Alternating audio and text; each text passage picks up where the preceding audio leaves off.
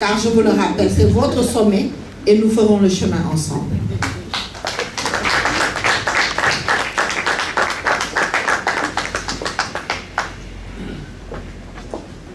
Quelle joie de me retrouver parmi vous, parmi les miens. Bonjour. Je vais, Madame Koulibaly, Maman Lala, Azna et toutes mes copines qui étaient avec moi depuis le début jusqu'à présent.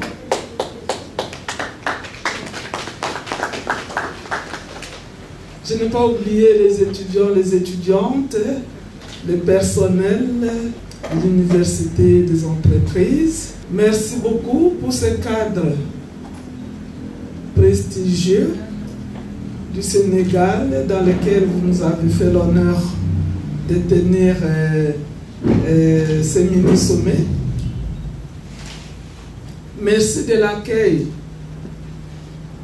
de ce pays-là, réputé pays de l'accueil, Teranga, si j'ai bien prononcé.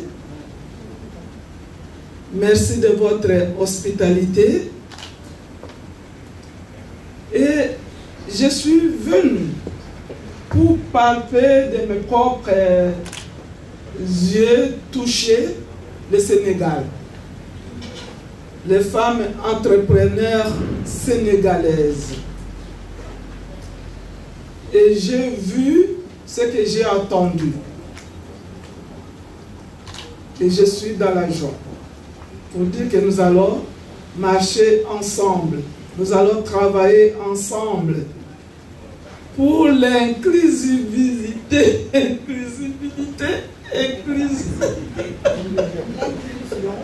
L'inclusion. C'est ça. Je suis venu pour ça. Mais la première chose, je vous ai amené quelque chose de concret.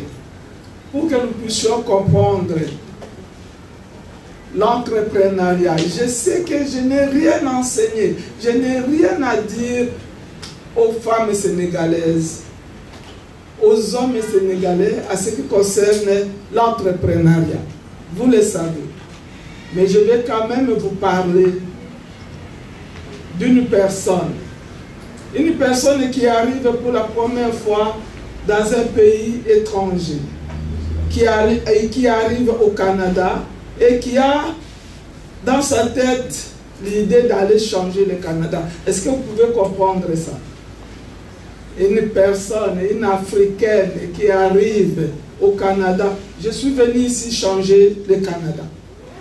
C'est là où a débuté le CGFI il y a 26 ans.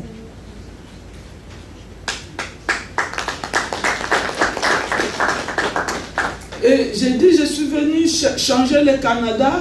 Je n'avais pas, pour toute arme que j'avais, c'est la parole. C'est ma bouche. Je n'avais pas d'argent. Je n'avais pas de réseau. Et j'étais une personne. Je n'avais pas assez à manger parce qu'il fallait faire la file pour la banque alimentaire.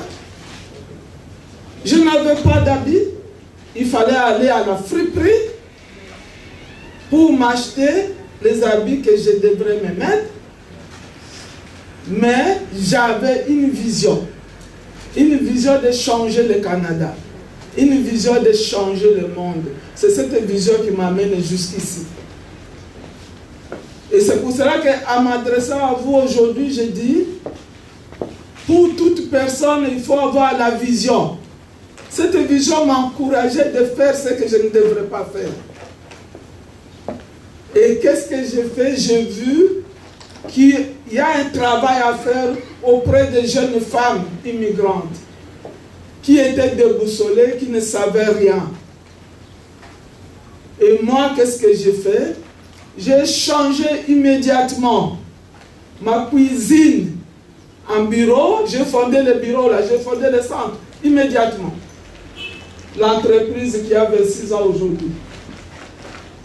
Dans ma cuisine, Et la première chose à faire, c'est sortir de sa zone de confort. Alors, je viens de fonder le centre. Alors, je suis sorti de ma zone de confort pour aller chercher des opportunités. Et c'est par chance que je rencontre le ministre des Affaires étrangères du Canada. Et là, les relations commencent parce que je suis sorti.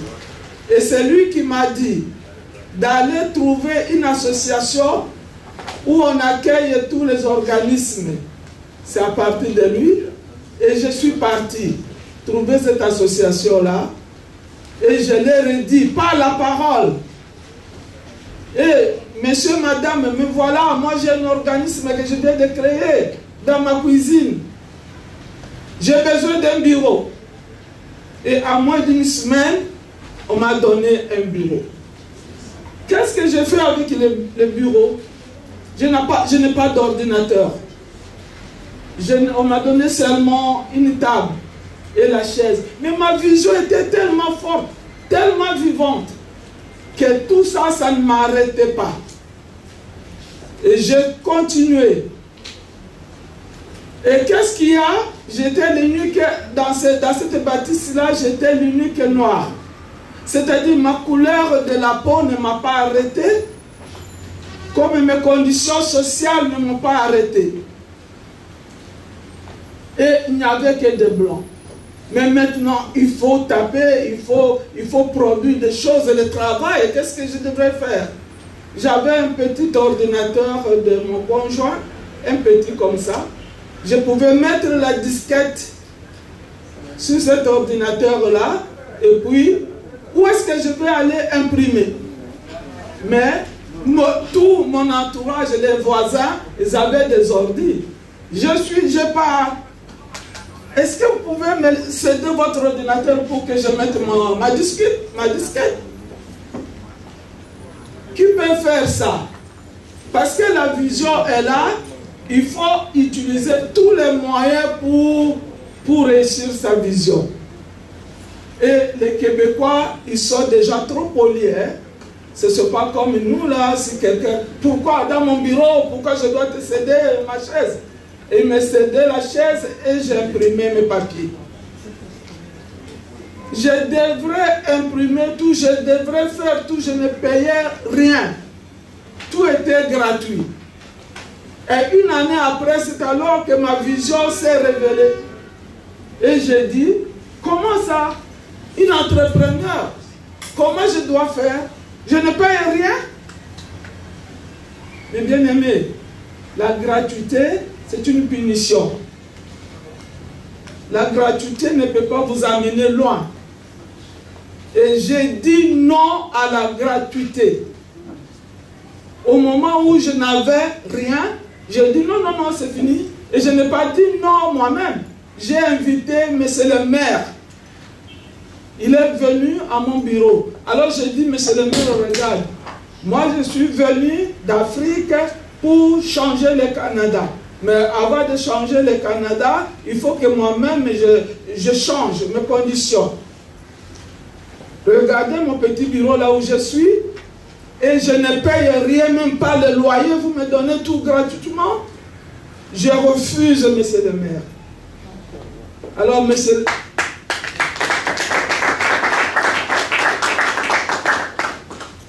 Merci. Alors, monsieur le maire était très étonné. Il dit, c'est la première personne qui refuse la gratuité. Je n'ai jamais vu de personne qui refuse la gratuité. Alors là, je dois commencer à travailler. Maintenant, il y avait beaucoup de guerres en Afrique, beaucoup de filles noires, africaines qui arrivaient. Mais moi, je n'ai que ma parole. Je n'ai rien. Qu'est-ce que je dois faire? Je suis sorti encore. J'ai toqué à la porte de l'église catholique pour leur demander d'aider ces filles-là à amener la nourriture, les meubles et tout. Il y a un prêtre catholique qui a accepté. Et parmi les filles que je recevais, il y a une de Burkina Faso et d'autres. qui n'avaient pas de logis, où est-ce qu'ils devraient être logés. Elles sont venues chez moi pour pouvoir trouver la solution. Mais je ne peux pas les renvoyer bredouilles. Il faut que je trouve la solution. Alors je suis parti, j'ai vu qu'il y avait des religieuses catholiques qui étaient assez âgées. Et je leur ai demandé, est-ce que vous n'avez pas besoin des femmes, des jeunes filles et des jeunes femmes qui viennent d'Afrique et qui n'ont pas de logis pour vous tenir compagnie? Alors ils ont dit, non, c'est une bonne idée. Alors j'ai commencé à envoyer ces filles elles étaient très bien logées chez les religieuses catholiques et ils m'ont demandé même d'embaucher quelqu'un pour les garder, les encadrer. Alors j'ai fini avec ça, il faut que je continue. Qu'est-ce que je dois faire? Il faut sortir, il faut qu'on me connaisse. Alors j'ai appelé quelqu'un de l'immigration qui est venu. Elle est venue dans mon bureau et elle m'a dit, Régine, il faut te faire connaître. Alors, en bas, il faut me faire connaître. Alors maintenant, là, voilà Régine dans toutes les conférences qu'ils organisent, dans toutes les activités, je suis là. Et je suis là pour parler de moi et de mon organisation. Et je suis là pour parler comment je suis grande. Une grande personnalité. Et me voilà, Regina Lende Tchombo Congo, la directrice générale du centre d'encadrement. Et après, il y a des gens qui viennent pour prendre mes cartes d'affaires et je donne. Mais quand je regarde la salle est complètement blanche. On est ou une ou deux noirs. Mais comment je dois me faire des réseaux ici? Alors je partais, j'ai dit, madame, mon nom c'est Régine, comment vous vous appelez? Mais la dame, parce qu'ils ne vous connaissent pas là, ils ne peuvent pas faire comme nous. Ils sont pris dans. Alors, est-ce que je peux me mettre à côté de vous? Mais oui, moi je ne regarde pas l'attitude des gens contre moi. Si quelqu'un se fâche contre moi, je ne peux pas me fâcher contre elle et la personne, parce que moi je n'ai rien. La personne a tout. Alors je vais faire tout pour garder une bonne relation avec la personne qui vient de me décevoir. Alors la personne me donne la carte, je lui demande le nom, c'est Monique, elle ne me regarde même pas. Je m'en fous. Moi, j'ai ma vision et je cherche comment atteindre ma vision. Et quand je rentre, j'appelle Monique et 2 jours après, elle va répondre, on va causer bien. Ah, on s'est vu à cette conférence-là. Ah bon, alors comment voulez-vous qu'on vous aide? Et maintenant, il faut me connaître des hommes politiques. Alors, il faut prendre rendez-vous. Alors moi, je dis, mais comment je vais prendre rendez-vous? Je vais dire quoi? Et ils vont me recevoir quand? Et qu'est-ce que j'ai dit? J'ai fait. Là, je pars moi-même au bureau. Le ministre dit oui. Knock, knock, knock. Bonjour madame. C'est bien de vous recevoir. Oui. Alors, j'entre, la secrétaire du ministre vient m'ouvrir la porte. Tu t'appelles qui? Regina Lende Tchombo-Congo, directrice générale du centre d'encadrement pour jeunes femmes immigrantes. Je viens de m'installer et je me présente. Mais est-ce que M. Dupuis sait que toi tu viens? Alors je dis à M. Dupuis que moi je suis venu à l'africaine. Parce qu'en Afrique, là, il n'y a pas assez de téléphone et puis on se présente comme ça. Alors, M. Dupuis dit, il y a une femme qui dit ça, faites-la entrer, faites-la entrer. J'entre vis-à-vis avec la ministre sans faire 2 heures d'attente ou 1 mois d'attente ou rendez-vous. Alors je pose mon problème, je dis, monsieur le ministre, je suis venu pour vous aider. Alors il me regarde, il dit, mais comment voulez-vous que je vous aide? Ah, il dit, mais madame, alors moi je sais, je connais la réponse. Vous allez faire bientôt des élections, monsieur le ministre. Mais moi, j'ai pas mal de jeunes femmes immigrantes qui peuvent être des bénévoles et vous aider à réussir vos élections. Ah bon, alors, ça va, ça va. L'amitié est là. Scellée. Je continue. C'est ça le début, c'est ça l'entrepreneuriat. Avoir la parole. Avec la parole seulement, j'ai commencé.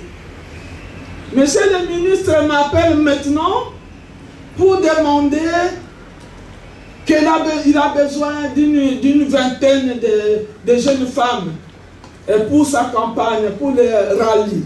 Et je dis à monsieur le ministre, oui, une vingtaine, moi je peux vous envoyer même 30. Alors il dit, moi, Régine, à 14 h, on se rencontre devant mon bureau et puis l'autobus sera là. Alors je dis, attention, monsieur le ministre, vous êtes seul devant votre bureau, moi je vais trimballer avec 30 jeunes femmes jusque dans votre bureau. C'est mieux pour vous de venir à mon bureau et nous allons monter. Alors c'est ce que monsieur le ministre a fait et les gens se demandaient, quelle est cette personne-là qui commande même monsieur le ministre pour qu'on vienne la chercher. Et à ce moment-là, je me fais remarquer. C'est ça l'entrepreneuriat dont je vais vous parler. Le témoignage est tellement long que je ne peux pas, sinon il y a la littérature que je dois pouvoir passer au travers de cette littérature-là. Vous avez compris ce que c'est l'esprit d'entreprendre, entrepreneuriat. De ma cuisine, sans rien, sans sous, sans habits, sans nourriture, et je suis devenue la présidente du sommet mondial de l'entrepreneuriat.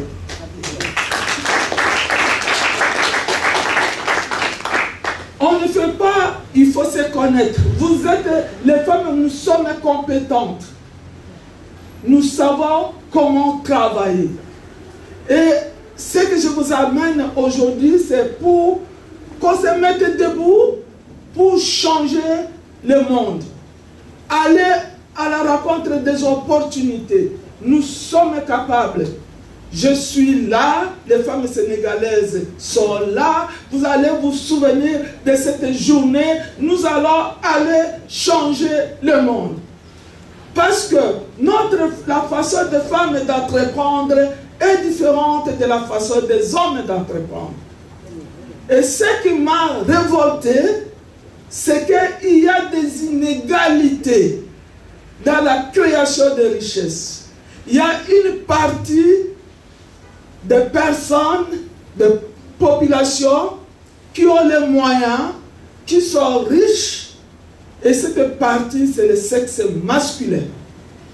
Et il y a une partie qui a la force, mais qui est sous-représentée, qui vit dans la pauvreté. Mais nous allons lutter, il faut qu'il y ait la justice. La justice, les hommes sont riches, les femmes sont riches. Les hommes sont des entrepreneurs florissants, les femmes sont des entrepreneurs florissantes. Et c'est alors que nous allons changer le monde. Je suis contente parce que la partie, les hommes, ils ont compris et les hommes commencent à nous accompagner dans notre quête de créer l'équilibre dans le monde. C'est pour cela que je vois des hommes sont là. Ils ont compris la cause. Pourquoi nous devons aller, pourquoi nous devons travailler, pourquoi la femme doit faire son entreprise. Pour pouvoir travailler comme ça, je vous dis que la société canadienne tout entière m'a reconnu, reconnaissent mes compétences, reconnaissent mon travail, et ils m'ont donné le premier prix, c'est le prix du gouverneur général du Canada. Et j'ai reçu le prix envoyé par la reine Elisabeth II, paix à son âme, pour son jubilé de diamant. Et je viens de recevoir la médaille envoyée par le roi Charles III pour son jubilé encore. J'ai reçu la médaille de l'Assemblée nationale du Québec. Vous allez venir en septembre. Vous allez voir tous ces prix, tous les murs, c'est rempli de prix parce que les gens reconnaissent le travail que nous faisons.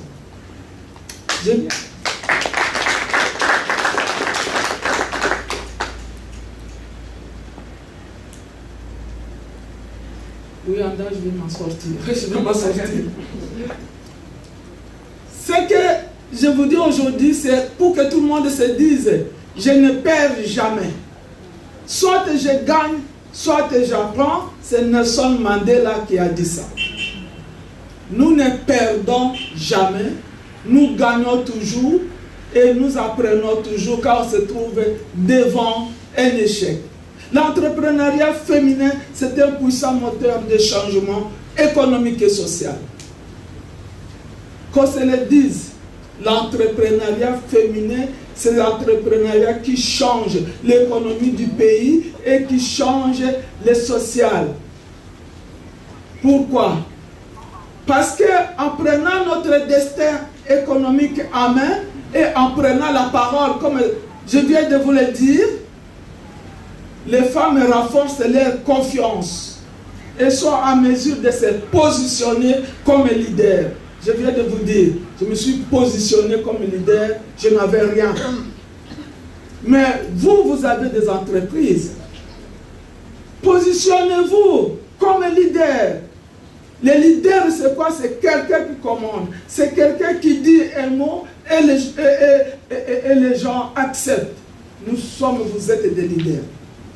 Nous allons nous mettre debout ensemble, nous positionner comme des leaders.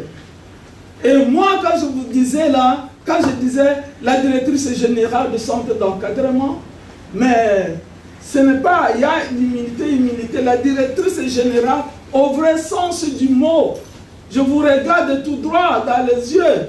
Et quand je vous pose mon problème, vous allez résoudre ce problème-là. J'ai contribué beaucoup à changer de programme au Canada. Les programmes pour les immigrants. Je suis dans tous les plateaux, je suis dans l'Assemblée nationale pour défendre la lutte contre la discrimination. Les radios Canada viennent m'interviewer. Qu'est-ce que vous pensez, Madame Alende? Et quand il y a un crime, il y a la violence faite aux femmes, comme un homme, un immigrant qui a tué ses 4 enfants, 4 filles. Alors, c'est à moi qu'ils sont venus demander mon opinion, mon point de vue. Alors, le rôle des femmes en entrepreneuriat, les femmes jouent un rôle crucial. Ce n'est pas seulement le développement économique. L'entrepreneuriat, nous sommes en train de chercher ce qui est lucratif. Mais les femmes partent au-delà de ce qui est lucratif. Les femmes voient les changements sociétal, les changements dans la vie des gens. Avec toutes mes soeurs chez qui j'ai visité Lala et les autres, ce qu'il faut en plus de lucratif, c'est le changement. Il faut que la vie des gens change. Il faut que la vie de ma communauté change. Il faut que mon pays change. Et ça, c'est la femme qui le fait. L'homme, il cherche seulement le lucratif. Ce qui est commercial, le profit. Mais nous, c'est doublement. C'est pour cela que toutes les études montrent que plus les femmes sont à la tête des entreprises, ça permettrait l'enrichissement global du monde. Excusez-moi la tautologie. Si les femmes deviennent de plus en plus femmes entrepreneurs, le monde entier va s'enrichir.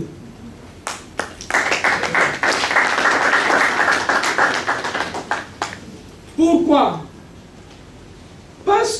elle mélange la réussite et le changement de la société.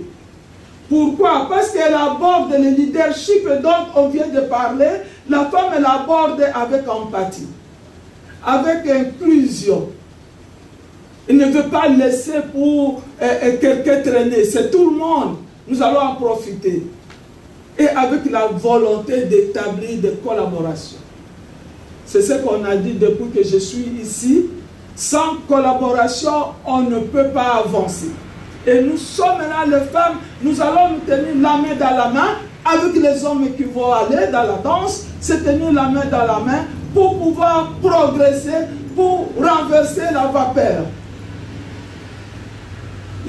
On ne va pas parler d'obstacles. Vous connaissez, vous êtes des grandes femmes d'affaires, vous connaissez les obstacles que nous avons, mais qu'est-ce qu'on amène cette fois-ci?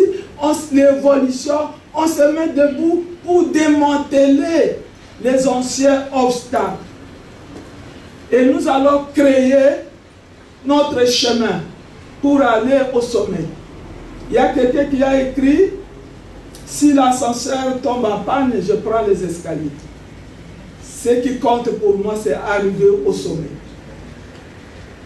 Et si on ne nous a pas donné notre place, nous prenons notre place. Si ils ont cherché à nous écraser, à refuser à nous donner la place, nous allons aller, mais on ne va pas les écraser parce que nous voulons aller ensemble.